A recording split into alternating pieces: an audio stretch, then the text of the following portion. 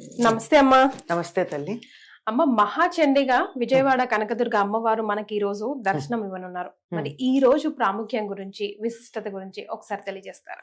అమ్మవారే తన నుండే ఉద్భవించినటువంటి చాముండా గురించి, చండీదేవి గురించి, ఆవిడ కాళికా రూపం, ఆవిడ గురించి చెప్పిన మాట ఏమిటంటే, ఇక నుండి నువ్వు చండి అని పిలువబడతావు అని చెప్పి, యస్మాత్ చండం చ ముండం చ గృహీత్వా త్వముపాగత చాముండేతి తతోలోకే ఖ్యాతాదేవి భవిష్యసి. నువ్వు చండముండుల్ని సంహరించి నా దగ్గరికి తీసుకొని వచ్చావు గనక ఇక నుండి లోకంలో నువ్వు చాముండా అన్న పేరుతో ప్రఖ్యాతి పొందుతావు అని చెప్పడం జరిగింది. అంటే చండముండులు అనేటటువంటి రాక్షసులిద్దరిని సంహరించినటువంటిది ఎవరు? ఈవిడ అంటే కాళికాదేవి. ఈ కాళికాదేవి ఎలా ఆవిర్భవించింది అంటే, శుంభనిశుంభులు అనేటటువంటి రాక్షసులు సోదరులు మళ్ళీ యథాప్రకారంగా బ్రహ్మగారి గురించి తపస్సు చేసి తమకి ఎవరి వల్ల మరణం లేకుండా కావాలని అడిగి, ఆ అడగడంలో వాళ్ళు మగవాళ్ల వల్లనే అడిగారమ్మా, ఆడవాళ్ళ సంగతి మర్చిపోయారు. పర్వాలేదులే అన్నారు పైగా. అన్నప్పుడు నిర్లక్ష్యం, ఆడవాళ్ళు ఏం చేస్తారు అయ్యాక మహిషాసురుడు చేసిన పని అది, వీళ్ళు చేసిన పని అదే. అలా అయినప్పుడు మరి ఈవిడ అందరు చాలా బాధ పెడుతున్నారు. దేవతలు ఎవరు వాళ్ళని గెలవలేకపోతున్నారు. అప్పుడు దేవతలకి ఇంతకు ముందు అమ్మవారు వాగ్దానం చేస్తుంది, మీకు ఎప్పుడన్నా అవసరం అయితే నన్ను తలుచుకోండి అని. అలా తలుచుకున్నప్పుడు ఏమిటి అంటే వీళ్ళ గురించి చెప్తారు. చెబితే అక్కడ ఉన్నటువంటి పార్వతీదేవి శరీరం నుండి కౌశికి అనేటటువంటి ఒక రూపం వచ్చింది. ఆ కౌశికి రూపమే సరస్వతిగా కూడా చెప్పబడుతూ ఉంటుంది. ఆవిడ వచ్చింది, ఇక్కడ నిలబడింది అనమాట. ఇంకా ఆ అందాన్ని చూసి వాళ్ళందరూ, మనకి సరస్వతి అవతారంలో కూడా ఈ సంగతే చెప్పుకుంటాం మనం.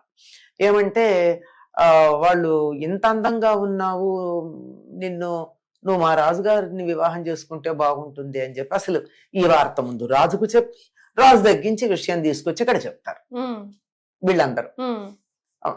నిజంగా రాజు ఎట్లాంటి వాడన్నా కానీ రాజు దగ్గర భజన సంఘం వాళ్లే రాజులను గాని అధికారులు గాని చెడగొడుతూ ఉంటారన్నది ఇక్కడ వాస్తవం. అయ్యాక ఆవిడ లేదులే, యుద్ధం చేసి గెలిస్తే పెళ్లి చేసుకుంటాను పో అంది. ఒక్కొక్కళ్ళని పంపించాడు, అంతా అయింది. చివరికి అంతమంది చనిపోయిన తర్వాత చండు ముండు అని ఇద్దరు సేనాధిపతుల్ని పంపించాడు. ఈ చండు ముండు వెళ్ళి బ్రహ్మాండంగా చేతిలో రకరకాల ఆయుధాలు ధరించి యుద్ధానికి మీదకు వస్తూ ఉంటే అమ్మవారికి ఒక్కసారి కోపం వచ్చి ఆ కోపంతో కనుబొమ్మలు మూడేసింది. ఇలా కనుబొమ్మలు మూడేస్తా ఆ కనుబొమ్మల్లో నుంచి కోప స్వరూపం ఆవిడలోంచి ఒకటి బయటకు వచ్చింది. నల్లగా ఉంది అది. ఆవిడ్ని కాళి అన్నారు. ఆ కాళ్ళు ఎలా ఉంది అంటే, ఒక చేత్తో ఖడ్గం ధరించింది, ఒక చేత్తో పాశం ధరించింది, పైగా ఒక విచిత్రమైనటువంటి ఆయుధం, ఖండపరశువు అంటారు, అటువంటి ఆయుధాన్ని కూడా ఈవిడ ధరించింది, విచిత్రమైన ఆయుధాన్ని. ఇలా ధరించి వచ్చినటువంటి ఆవిడ తన మెడలో పుర్రెలు మాలలుగా ఉన్నాయి. పులి చర్మాన్ని, పులి చర్మమేనా? పులి చర్మమే ఇందాక అన్నాను కదా. పులి చర్మాన్ని ఆ వస్త్రంగా ధరించి ఉంది.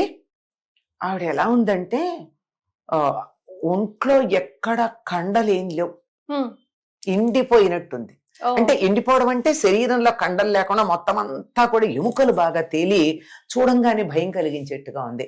నల్లని రూపం, లోతుగా ఉన్నటువంటి కళ్ళు, ఎర్రబడిపోయినటువంటి కళ్ళు, పెద్ద నోరు, పులి చర్మం ధరించి ఒళ్ళంతా పుర్రెలు ధరించుంటా రూపం ఎలా ఉంటుంది?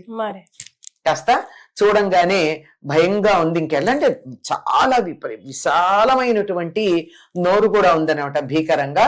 అలా ఉన్నటువంటి ఆవిడ పెద్ద ధ్వని చేసుకుంటూ వచ్చింది. ఎప్పుడైనా సరే యుద్ధం చేసేటప్పుడు ఆ లోపల నుంచి ఆవేశం బయటపడడానికి ధ్వనులు వస్తాయి. మనం మామూలుగా ఆటలాడే వాళ్ళలో కూడా చూస్తూ ఉంటాం కదా. అలా ధ్వని చేసుకుంటూ వచ్చింది.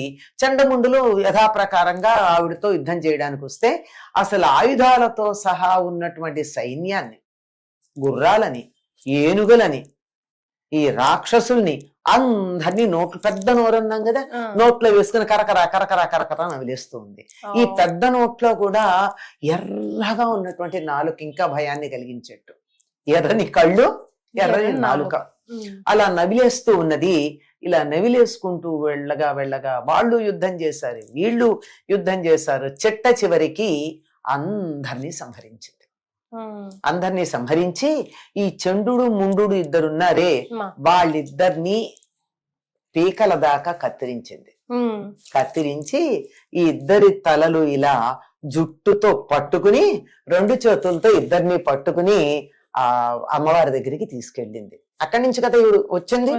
ఆవిడ తీసుకొస్తే అప్పుడు అన్నమాట ఇందాక నేను చెప్పానే శ్లోకం, నువ్వు చండముండులు ఇద్దరిని సంహరించి ఇక్కడికి తీసుకొచ్చావు గనక నువ్వు చాముండా అన్న పేరుతో ప్రసిద్ధమవుతావు అని చెప్పడం జరిగింది.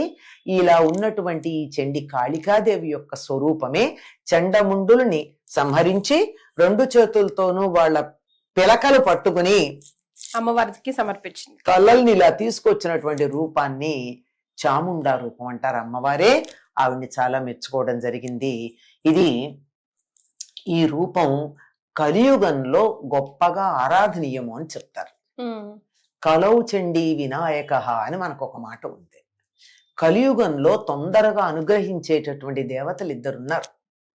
ఒకళ్ళు చండి, మరొకరు గణపతి. అందుకే మీరు ఎక్కడన్నా చూడండి హోమాలు దేనికి జరుగుతూ ఉంటాయి? గణపతి హోమాలు జరుగుతూ ఉంటాయి, చండీ హోమాలు జరుగుతూ ఉంటాయి. కలియుగంలో త్వరగా అనుగ్రహించటానికి అనువైనటువంటిదిగా ఈ చండి గురించి చెప్తూ ఉంటారు. చండి రూపంలో ఎందుకు అంటే పూర్వకాలంలో రాక్షసులు అన్న వాళ్ళు ప్రత్యేకంగా ఉండేవారు. వాళ్ళని గుర్తించటానికి వీలుగా ఉండేది. ఇప్పుడు అది కొంచెం కష్టంగా ఉంది, చాలా కష్టంగా ఉంది. కనుక ఈ చండి అనేటటువంటి రూపం చాలా, ఈవినే మహాచండి అని కూడా అంటారు. ఇటువంటి రూపంలో ఉన్నటువంటి అమ్మవారిని ఆరాధించినట్టయితే ఒక్కొక్క రాక్షసుని చంపుకుంటూ వెళ్ళాలి అంటే జనాలు మిగలరు. అందుకని రాక్షసత్వాన్ని పోగొట్టాలి అంటే వాళ్ళని చంపకుండా హోమాలు చేసి దాని నుండి వచ్చేటటువంటి ధూమం ద్వారా వాళ్ళల్లో ఉన్న రాక్షస గుణాలు పోగొట్టేటటువంటి ఒకనొక ప్రక్రియ మనకు కనపడుతూ ఉంటుంది. ఈవిడ్ని మహాచండి అంటారండి. అసలు ఈ దసరాలంతా కూడా ఈ నవరాత్రుల్లో చండీ పారాయణే చేస్తారు. దీన్నే దుర్గా సప్తశతి లేక చండీ సప్తశతి అంటారు. ఇందులో మొత్తం కూడా చండీ రూపంగా చండీ సప్తశతి అన్నా మొత్తం అమ్మవారి యొక్క రూపాలన్నీ మనకి ఇందులో ఎక్కడెక్కడ ఎప్పుడెప్పుడు ఏ ఏ అవతారాలు ధరించి రాక్షస సంహారం చేసిందో ఆ వివరాలన్నీ క్రమంగా మనకు కనపడుతూనే ఉంటాయి.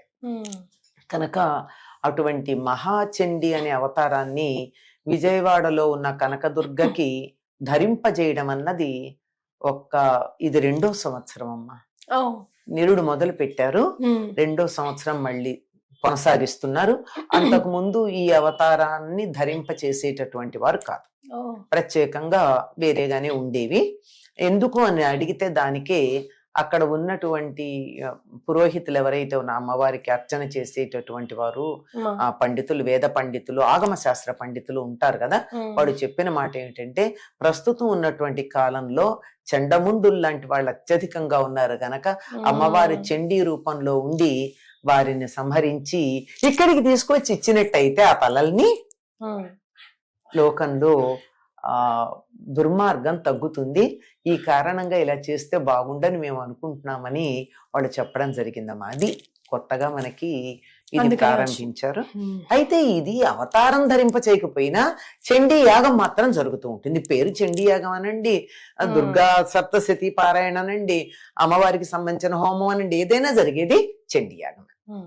మహాచండీ అవతారం గురించి, ప్రాముఖ్యం గురించి మళ్ళీ తెలియజేశారమ్మా. ధన్యవాదాలు. నమస్తే. శుభం.